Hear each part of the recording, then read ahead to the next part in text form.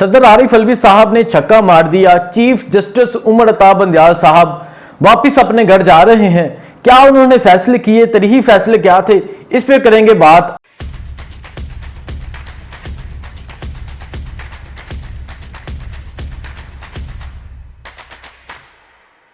अस्सलाम वालेकुम, मैं हूं हसनैन, आप देख रहे हैं नया पाकिस्तान। करते हैं आज का व्लॉग शुरू।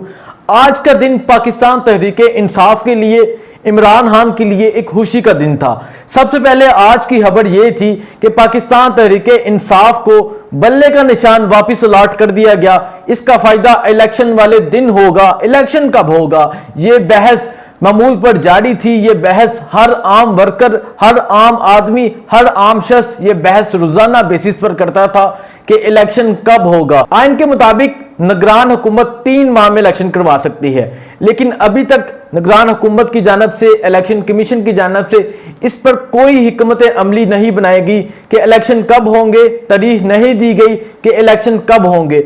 आखिरकार सदर मुमलिकत आरिफ अलवी साहब को इमरान खान के कहने पर फैसला करना पड़ा। इमरान खान साहब ने अपने वकला के जरिए पैगाम भेजा सदर साहब को कि आप इलेक्शन का फैसला करें, इलेक्शन की डेट अनाउंस करें। आज सदर आरिफ अलवी साहब ने इलेक्शन की डेट अनाउंस कर दी। सदर आरिफ अलवी साहब ने एक बहुत बड़ा छक्का मारा है। सदर आरिफ अलवी साहब ने 6 नवंबर को इंतखाबात करवाने की तजवीज दे दी है। अब देखना यह है क्या इलेक्शन कमीशन 6 नवंबर को इंतखाबात करवाते हैं या नहीं करवाते, या इससे पहले जो 14 मई की डेट दी गई थी, जो सुप्रीम कोर्ट ने फैसला सुनाया था, उसी तरह इसी फैसले को भी, उसी तरह इस तारीख को भी रोन दिया जाता है, या 6 नवंबर बरोज पीर वाले दिन इलेक्शन होता है। अगर इलेक्शन होता है तो अवाम का फैसला क्या है? अवाम का फैसला सारी कौम, सारी दुनिया, सारे ओवरसीज पाकिस्तानी जानते हैं, बल्कि जानते नहीं, वो अवाम के फैसले में अपना किरदार अदा करेंगे। स्पेशली ओवरसीज पाकिस्तानी 6 नवंबर को अगर इलेक्शन होता है, पाकिस्तान तहरीके इंसाफ के लिए तो खुशखबरी है। पाकिस्तान तहरीके इंसाफ को बल्ले का निशान वापस अलॉट कर दिया गया है। बल्ले का निशान जहां भी होता है, पाकिस्तान तहरीके इंसाफ की जीत होती है। इससे पहले पेशावर में बल्ले का निशान था, बल्ले के निशान पे ठप्पा ठप मोहरें लगी। उसके बाद गिलगित अस्तूर में इलेक्शन हुआ। वहां एक तरफ सारी मशीनरी थी, एक तरफ सारी हुकूमत थी, और दूसरी तरफ सिर्फ बल्ले का निशान था। बल्ले का निशान वहां से जीत गया। खालिद खुर्शीद साहब के वालिद जस्टिस खुर्शीद साहब वहां से इलेक्शन जीत गए। सदर साहब के बारे में लोग कह रहे थे कि सदर साहब ने कंप्रोमाइज कर लिया है, सदर साहब तारीख नहीं देंगे, लेकिन आज सदर साहब ने तजवीज दी है। तारीख का ऐलान कब करेंगे ये देखा जाएगा। क्या ये तारीख का ऐलान है या तजवीज है, कुछ ही दिन तक पता चल जाएगा। इससे पहले सदर साहब के बारे में एक खबर फैलाई गई। सदर साहब ने साइफर लीग का जो कानून पास हुआ था, सदर साहब ने उस एक्ट पर दस्तखत किए, जिसके बाद सदर साहब को आना पड़ा। उन्होंने एक ट्वीट लिखी कि मैंने ये दस्तखत नहीं किए, मेरे किसी सेक्रेटरी ने की है, मेरे इल्म में नहीं, इस पर अभी कोई इन्वेस्टिगेशन नहीं हुई।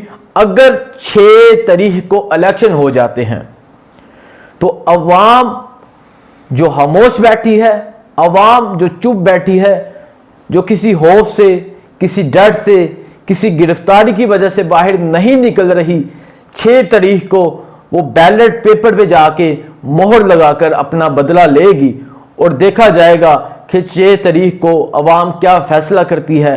अवाम का फैसला कैदी नंबर 804 होता है, या अवाम का फैसला वो शख्स होता है जो 21 अक्टूबर को पाकिस्तान आ रहा है, जिसका नाम नवाज शरीफ है, जो गुज़िश्ता 3.5 साल से पाकिस्तान से भागा हुआ था।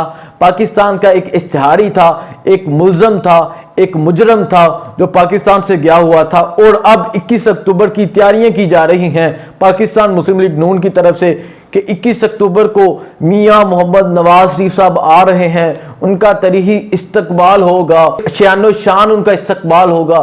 क्या ऐसा होगा, या इमरान खान साहब अटक जेल से बाहर आ जाते हैं? कल इमरान खान साहब की भी जमानत के हवाले से समाअत है। इमरान खान साहब अगर अटक जेल से बाहर आ जाते हैं, दूसरी तरफ अगर नवाज शरीफ साहब पाकिस्तान आ जाते हैं, दोनों को इलेक्शन लड़ने का मौका दिया जाता है, तो पाकिस्तानी अवाम क्या फैसला करेगी ये देखा जाएगा। अब बात करते हैं चीफ जस्टिस उमर अता बंदियाल साहब के हवाले से। उन्होंने आज चीफ जस्टिस हाउस खाली कर दिया है क्योंकि 2 दिन रह गए हैं रिटायर होने में। चीफ जस्टिस साहब ने क्या फैसले किए, एक फैसला सारी पाकिस्तानी कौम को याद होगा, जो फैसला 9 अप्रैल की रात को हुआ था। रात 12 बजे अदालतें खुली थी। एक हंसता बसता चलता फिरता और एक वो मुल्क जो तरक्की की राह पर गामजन था, उसे चोरों के हाथ में, उसे लटेरों के हाथ में, उन लोगों के हाथ में दिया गया जो ये नारा लगाते थे कि वो पाकिस्तान को खुशहाल बनाएंगे, पाकिस्तान में तरक्की लाएंगे, डॉलर को सस्ता करेंगे, पेट्रोल को सस्ता करेंगे, डॉलर को नीचे लाएंगे। उन्होंने क्या किया, इस हवाले से मैं बाद में बात करता हूँ। 9 अप्रैल की रात को, और 9 अप्रैल की रात मैं भी वहाँ ही सुप्रीम कोर्ट के बाहर मौजूद था, पार्लियामेंट में मौजूद था। ये रात मैं भी नहीं भूल सकता, जिस तरह तमाम पाकिस्तानी नहीं भूल सकते। एक डायरी लेकर जाने वाले शख्स को कोई नहीं भूल सकता। एक शख्स जो मुल्क का वजीर आजम था और एक डायरी लेकर गया था, कोई इंसान उस रात को नहीं भूल सकता। उसके बाद मुल्क इन 14 पार्टियों को दिया गया। ये जो फैसला किया था इमरान खान को वजीर आजम से हटाने का, जो रात 12 बजे अदालतें खुली थी, ये चीफ जस्टिस उमर अता बंदियाल साहब की सरबराही में अदालतें खुली थी। अब ये चीफ जस्टिस साहब अपने ओहदे से रिटायर होने जा रहे हैं। ना कोई नैब तरमीम का फैसला किया, ना इलेक्शन के हवाले से कोई फैसला किया। इलेक्शन के हवाले से एक फैसला आया 14 मई को इलेक्शन होगा, इस पर कोई अमल दरामद नहीं हुआ। इलेक्शन कमीशन से नहीं पूछा गया, जो उस वक्त के वजीर आजम थे शहबाज शरीफ साहब, उनसे नहीं पूछा गया। अब ये जा रहे हैं चीफ जस्टिस साहब, जो देखने वाले लोग हैं वो बताएं कि वो चीफ जस्टिस साहब को किन अल्फाज में याद रखेंगे। पाकिस्तानी कौम चीफ जस्टिस साहब को किन अल्फाज में याद रखेगी, क्या अल्फाज, क्या लफ्ज़ इनके लिए बोलेगी, ये सब आप कमेंट में बताइएगा। ये मुल्क जिनको दिया गया कि आए इस मुल्क की बागडोर संभालें, जिन्हें पहले भी मौके दिए गए थे, मुल्क को ठीक करें। एक वो मुल्क जहाँ सेहत कार्ड चलता था, जहाँ लंगरखाने चलते थे, जहाँ पनाहगाहें चलती थी, जहाँ गरीब के पास रोज़गार था, जहाँ पेट्रोल 150 पे था, जहाँ डॉलर 180 पे था, वो मुल्क इन 14 पार्टियों के हाथ में दिया गया। और जब ये आए, इन्होंने अपने केसेस ख़त्म किए, करप्शन की, लंगरखाने बंद किए, सेहत कार्ड बंद किए, सब कुछ वो बंद कर दिया जो एक गरीब शख्स को, जो एक आम शख्स को दिया गया था। इन्होंने जो किया अपने लिए किया, ओहदे के मज़े लिए, वज़ारत उज़्मा के मज़े लिए, वज़ीरों ने मज़े लिए, और अब बड़े भाई की तरह छोटे भाई साहब भी यहाँ से लंदन चले गए और अब ऐलान कर रहे हैं कि 21 अक्टूबर को आएंगे और आके इलेक्शन मुहिम का आगाज़ करेंगे। इलेक्शन पे आप वोट किस बात के मांगेंगे, किस चीज़ के मांगेंगे? एक गरीब के साथ जो जुल्म किया गया, एक गरीब को खुदकुशी करने पर मजबूर किया गया, इस बात के वोट मांगेंगे? या इस बात के वोट मांगेंगे डॉलर 180 से 300 पे आ गया? या इस बात के वोट मांगेंगे कि पेट्रोल 150 से 300 क्रॉस कर गया? किस बात के वोट मांगेंगे? आटा महंगा, चीनी महंगी, चावल महंगे, दालें महंगी, हर चीज़ महंगी कर दी गई।